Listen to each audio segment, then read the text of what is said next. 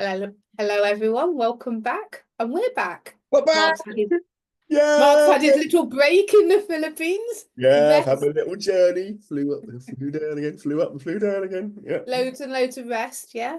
Oh yeah, great. It was a really, Mm. really restful time. Losing my luggage, missing my flight. But anyway, it was a great trip. It was a great trip. It's good to be back. But it was really That's good to good. go away and see all my friends in the Philippines, including potentially one listener. So if you're listening in the Philippines, hello. It's really good to have you with us. Hi. Go on. What have we got today? Tell us what we've got. Today we are in ordinary time. So we're in that bit of a weird time now between Epiphany and Lent. And because Easter's late, we've got a few weeks of ordinary time. So we are into Luke's Gospel because it's Luke's year, I think, isn't it? We're going to be in Luke's Gospel most of the year. So we have got Luke chapter 6, verses 17 to 26. Fabulous. Shall I read it? You read it. Okay. Here we go. He came down with them and stood on a level place with a great crowd of his disciples and a great multitude of people from all Judea, Jerusalem, and the coast of Tyre and Sidon. They had come to hear him and to be healed of their diseases, and those who were troubled with unclean spirits were cured. And all in the crowd were trying to touch him, for power came out from him and healed all of them. Then he looked up at his disciples and said, "Blessed are you who are poor, for yours is the kingdom of God. Blessed are you who are hungry now, for you will be filled. Blessed are you who are weak now. Blessed are you who weep now, for you will laugh. Blessed are you when people hate you and when they exclude you, revile you, and defame you on account of the Son of Man. Rejoice in that day and leap for joy, for surely your reward is great in heaven, for that is what their ancestors did to the prophets. But woe to you who are rich, for you have received your consolation. Woe to you who are full now, for you will be hungry. Woe to you who are laughing now, for you will mourn and weep.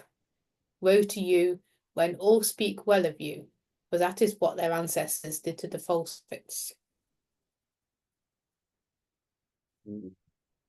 Whoa. Mm. Whoa. Go on then. First thoughts.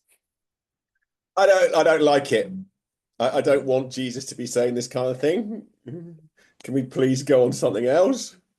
This doesn't make me feel very comfortable. Uh, We'll just pick a different reading. just pick a different reading. We'll just pretend this never happened. Okay? Sorted. Yeah, absolutely. Sorted. Yeah. Okay. Great. I guess that reflects my situation as a rich, white, Western man, privileged. Don't like it. As I tell you so often. As you tell me so often. Sheer white male privilege. A white male privilege. Yeah. Um, But okay, well, it's called the Sermon on the Plain, contrasting it with the Sermon on the Mount in Matthew, because of course it says that Jesus comes down and is on a level plain. and he does So look up at his disciples as he's talking, which is okay. Okay. Is that a thing for the yeah. Sermon on the Mountain? Anyway, so yeah, Sermon on the but yeah, and it's just uncompromising, isn't it? It's uncompromising. It's not spiritualized language, in a little bit like the Beatitudes are in the Sermon on the Mount. Blessed are the poor in spirit. This is blessed are you who are poor, for yours is the kingdom of God. Blessed are you who are hungry. Blessed are you who are crying when you're hated and defiled. So it's just uncompromising language. It's not, and it's almost like there's nothing you can do about it. If you know, it turns everything upside down.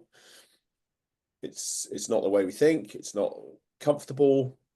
It's hard and uncompromising language is what I actually think about it. I think I probably am rich in the world's terms. I've just come back from a place where, you know, real poverty is in your face. I'm not that. I've seen children who are hungry, and I've seen, you know, So yeah, it's tough stuff, I think is what I'm thinking. I don't quite know why that takes us, but that's my initial reaction. So yeah. So you've had your lot, and it's downhill from now on because you've been laughing, and there's no more laughing for you in the No, future. for you. No more. Have you done any reading on it? A little I bit. have, Okay, and you go first then. What have you read?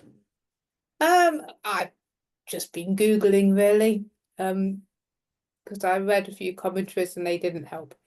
Um, so I quite like the idea that it's, better phrase, leveling up. Ooh, Um, ooh, yes, to coin a phrase. yes. Um, and also there was an idea that I read that it's we're all of them. So there was like a rose with thorns. It's got petals and thorns, but it's all one rose. Okay. If you look at your lives, you've got all of these things, the blessings and the woes, rather than polarizing them of like, are you a person with all blessings or are you a person that's going to come under all woes? It's basically we're a combination of all. And the idea is that, well, almost, I think the idea is that happiness isn't the goal. Okay. Purpose, meaning all lives, are the goal. Whereas Okay. actually all these things work on the theory that being happy is the goal of life. So where are you getting that from the passage then? I was reading. I need to get my Bible and have a look. Hang on. I'm just telling you what I read. You read, yeah. Okay, so I mean, I guess that's is sort of well, if you say, I mean, there is a truth in which, of course, everybody has stuff to deal with, to coin a phrase that I probably better not say on the podcast, but we Mm. all have stuff in our lives which is not comfortable. Um, and yes, money doesn't necessarily remove all of that. It is, No, I don't. I mean, I guess I liked it because I don't think it's helpful um to just kind of polarize those two views.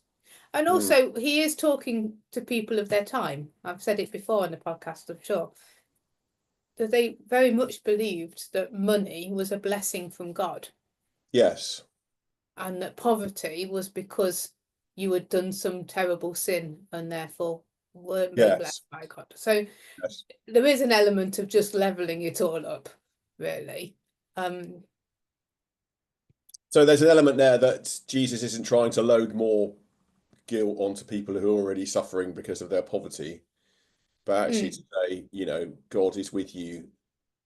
This is not, we're not going to load more burdens on you, that you're, yeah, I like that idea. That's good. I like that.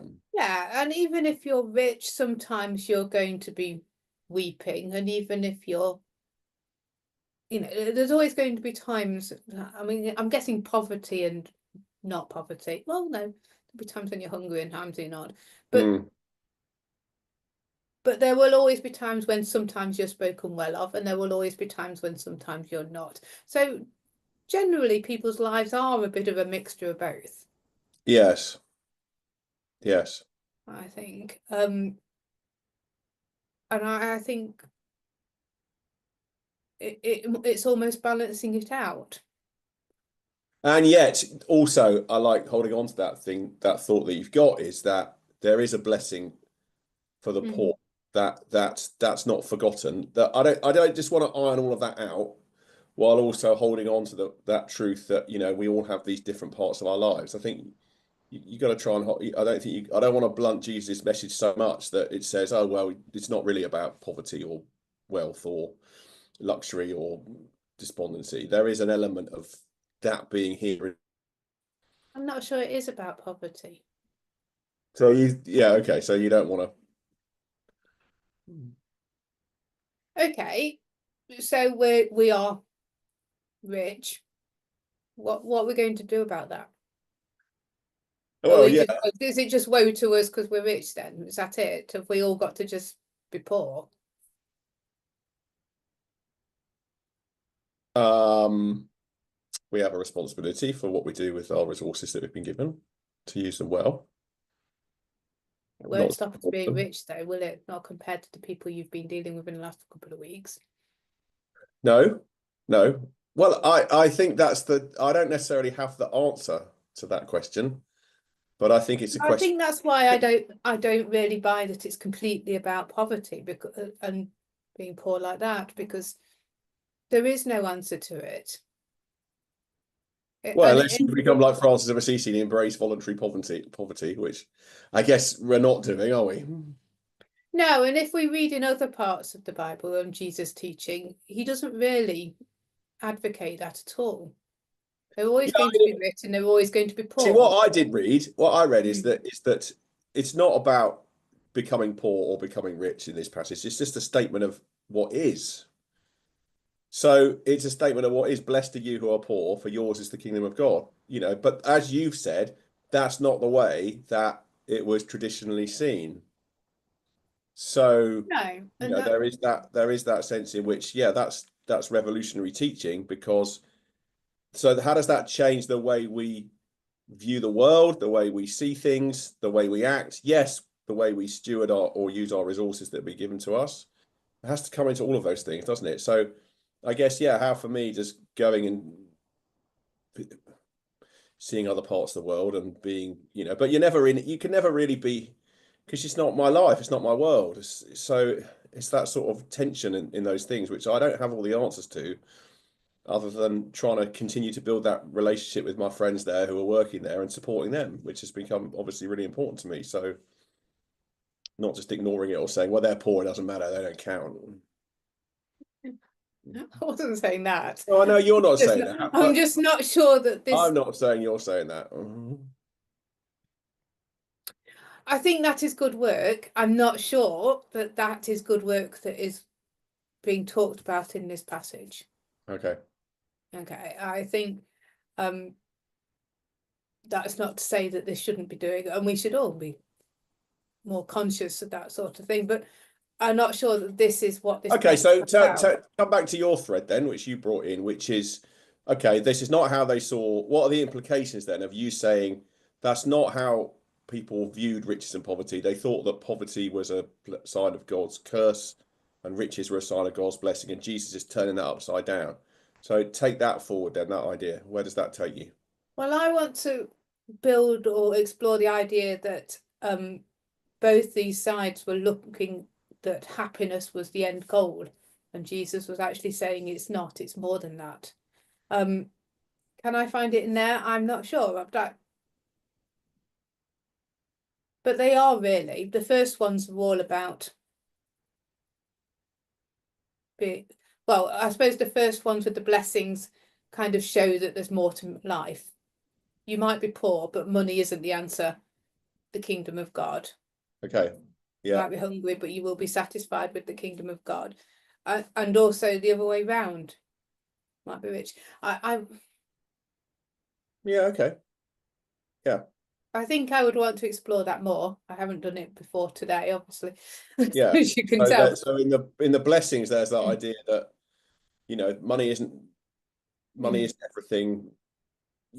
It's not, it's about meaning and fulfillment, and you can find that. But of course, and then for the woes, it's Mm. like, yeah, don't think this is everything. If you just put all your hope and trust in that, it's going to let you down. Yeah, I think they're more warnings than curses. Yeah. Because I think we kind of read them as woe to you, but actually I think it's more of a warning. Hmm. Okay. Yeah. Okay. You might. It still challenges how then should we live, doesn't it? It still begs that question. Absolutely. Yeah, and I think the answer is to not put our trust in these things, really. I mean, if we're putting our trust in feeling happy now, or people speaking well of us, then it's not going to end well, is it?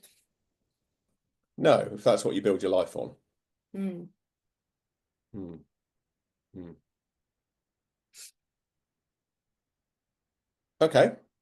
And Okay. Jesus, as usual, is using sort of what's the right exaggerated language, which we know he does, doesn't he? Hyperbole. Okay, well, yeah, yeah, hyperbole. Yeah. So do you think that's what's going on here? Sort of really drawing out a exaggerated contrast. Not sure it's hyperbole. I mean, it is a contrast. I mean, I like to think they are more blessings and warnings, rather than curses.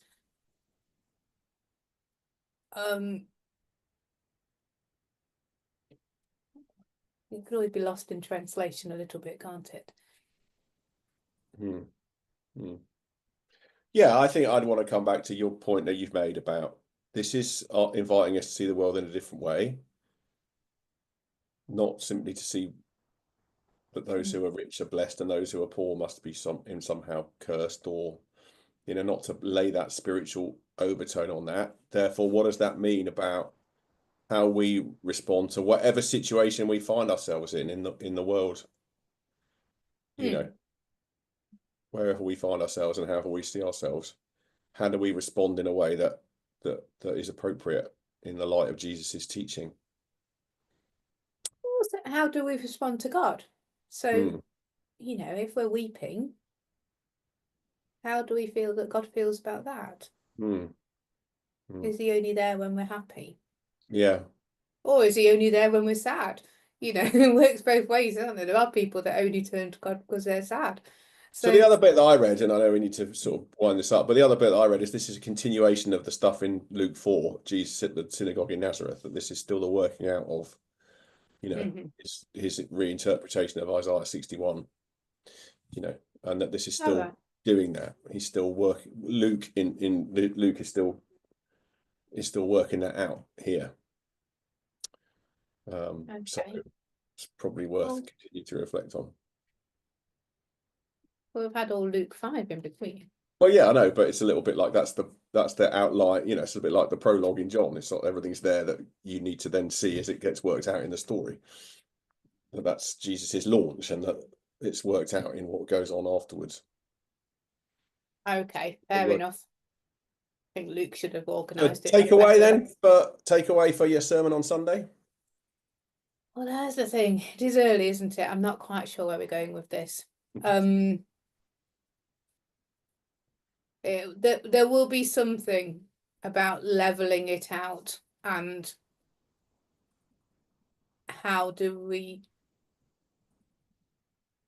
and acknowledging God's presence no matter how we're feeling in some of those ways, I think, Yeah, sure. in the good and the bad. Yeah, and I think for me it will be something around how does if you want to challenge a traditional thinking of riches and poverty, blessing and cursing, which I think is still there actually in some of our thinking. How does this perspective change that? How we should live? But exactly what that's going to look like. Yeah, you'll have to come along to St Margaret's on Sunday morning to find out. But if I you mean, live I in other have part of the just world, got one sorry, more one yeah, more go on. thought as you've said that, because there is the phrase the deserving and undeserving poor. So I might weave that into it. Because you're right, actually, we do have this idea of the deserving and the undeserving. But yeah, other Yeah, than that, I think there's lots of things in our contemporary society in the world, the way the world is going, which this challenges. But yes, you'll have to come on Sunday to find out some more thoughts as they develop. But thank you for listening. That's our time up. We will be back next week. we will indeed. Thank you. Thank you. See you Take next care. week. Bye. See ya.